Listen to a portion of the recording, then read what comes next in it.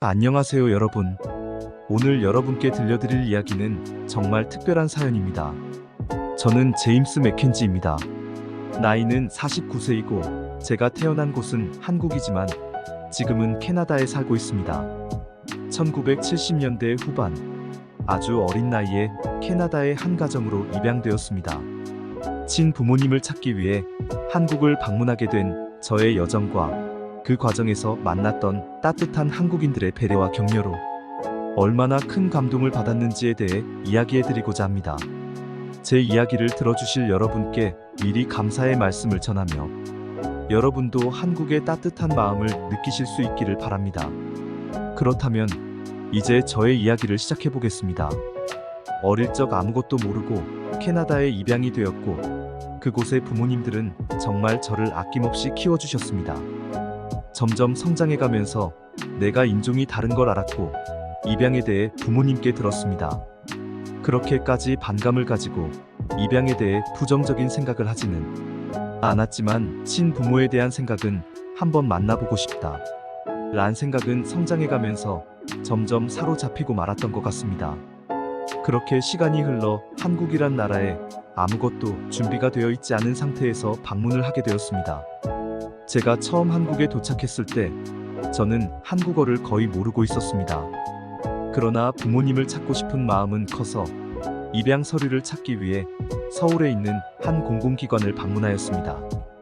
매우 긴장된 상태로 접수 창구에 서 있던 저는 서류를 어떻게 요청해야 할지 몰라 당황했습니다. 그런 저를 보고 접수처 직원분이 먼저 다가와 "어디서 오셨나요?" 라고 물어주셨습니다. 제 이야기를 들은 그 직원은 무표정하게 있지 않고 미소를 지으며 저를 안내해 주셨습니다. 그분의 배려 덕분에 저는 원활하게 서류를 발급받을 수 있었고 이 과정에서 얼마나 친절하고 따뜻한 한국인들을 만날 수 있는지 처음으로 체험하게 되었습니다.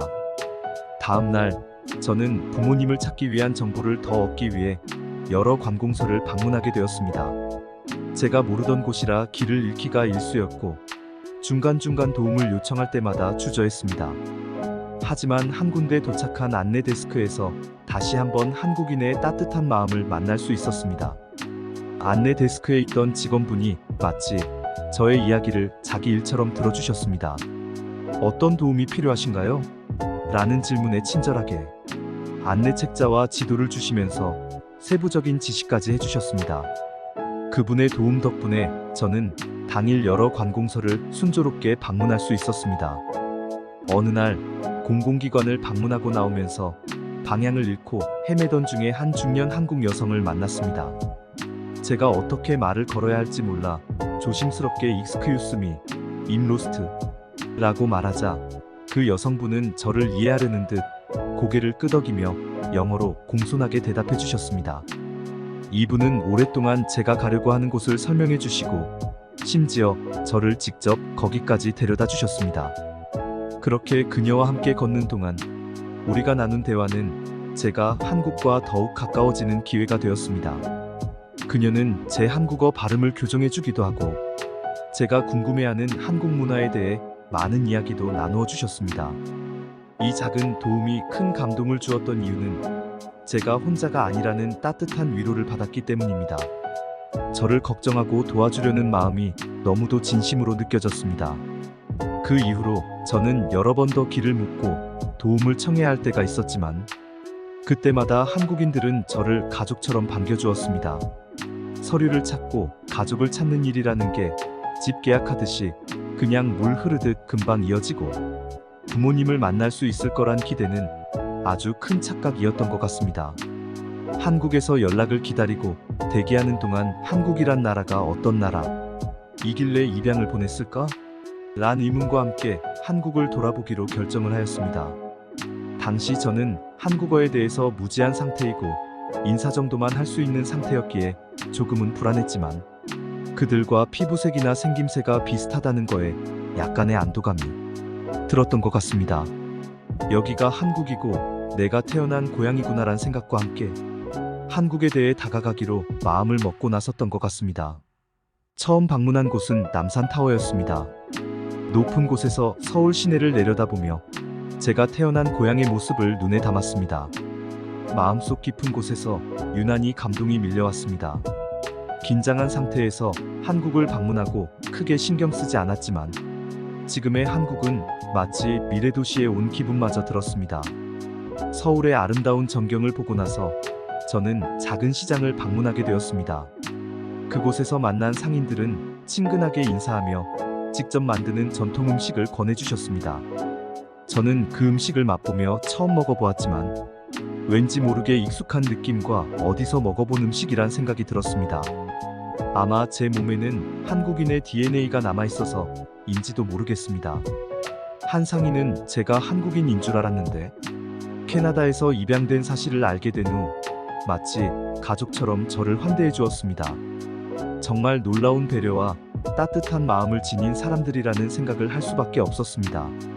그 상인은 저에게 따뜻한 차를 내어주고 자신이 겪었던 어릴 적 이야기까지 나누며 저를 위로해 주었습니다. 그분의 이야기를 들으면서 생각지도 못한 사실을 알게 되었습니다. 제가 입양된 당시 한국은 전쟁을 겪고 나라가 빈곤한 상태에서 많은 부모님들이 자식만큼은 따뜻하고 배부른 나라에서 건강하게 자라길 바라는 마음에 많이들 입양을 보내고 정부에서 그런 사실을 많이들 숨기고 증거 자료도 없애는 추세였다고 예전에 주변에는 입양 보낸 부모님들이 자식들을 많이 그리워했고 찾을 방법도 찾아갈 비용도 배운 것도 없었기에 그냥 마음 한구석에 머무리를 않은 채 살아가고 계시다고 하셨습니다. 이 상인의 이야기를 들으며 저는 부모님을 찾는 일이 얼마나 어려운지 그리고 그 과정에서 제가 얼마나 많은 사람들의 도움과 애정을 받았는지 깨달았습니다.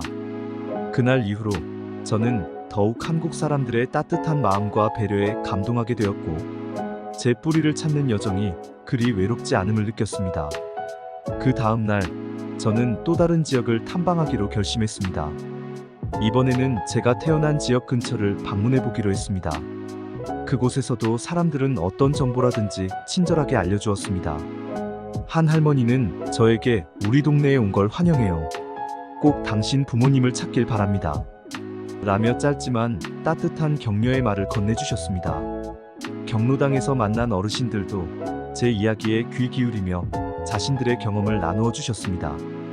이렇게 많은 사람들의 따뜻한 관심과 배려 속에서 저는 조금씩 부모님을 찾을 수 있는 희망을 가지게 되었습니다.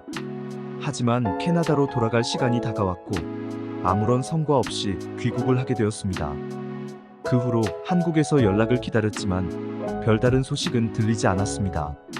하지만 시간이 흐르며 한국에서의 추억과 따뜻한 마음들은 저를 계속해서 힘나게 해주었습니다. 캐나다로 돌아온 후에도 나는 한국에서 만난 사람들의 따뜻한 배려를 떠올리며 매일 감사함을 느끼고 있었습니다. 한국 방문을 통해 비록 부모님을 찾지는 못했지만 나를 가족처럼 맞아주었던 많은 사람들 덕분에 그 여정은 외롭지 않았습니다. 이 경험을 통해 저는 한국이라는 나라와 그곳 사람들에 대한 깊은 애정을 갖게 되었습니다. 두 번째 방문을 계획하고 있는 지금도 가슴속에는 여전히 그 따뜻함이 자리 잡고 있습니다. 누구에게도 받지 못했던 진심 어린 배려와 격려를 준 한국인들, 그들의 따뜻한 마음이 있었기에 저는 포기하지 않고 제 뿌리를 계속 찾아나가고 있습니다. 한국어 공부도 많이 하고 한국의 역사에 대해서도 많이 공부 중입니다. 또다시 한국을 방문할 날을 손꼽아 기다리며 이번엔 더 많은 준비와 노력으로 부모님을 찾고자 합니다. 지난 여행에서 받았던 많은 도움과 따뜻한 격려가 제게 큰 힘이 되었습니다. 여러분께서도 이 이야기를 통해 한국인들의 따뜻한 마음을 느끼셨다면 좋겠습니다. 한국은 단지 생명을 이어간 고향을 넘어 제가 진심으로 사랑하게 된 두 번째 고향입니다.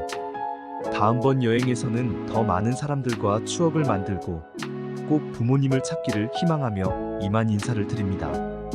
영상을 만드는데 구독, 좋아요, 알림은 많은 힘이 됩니다. 시청해주셔서 감사합니다.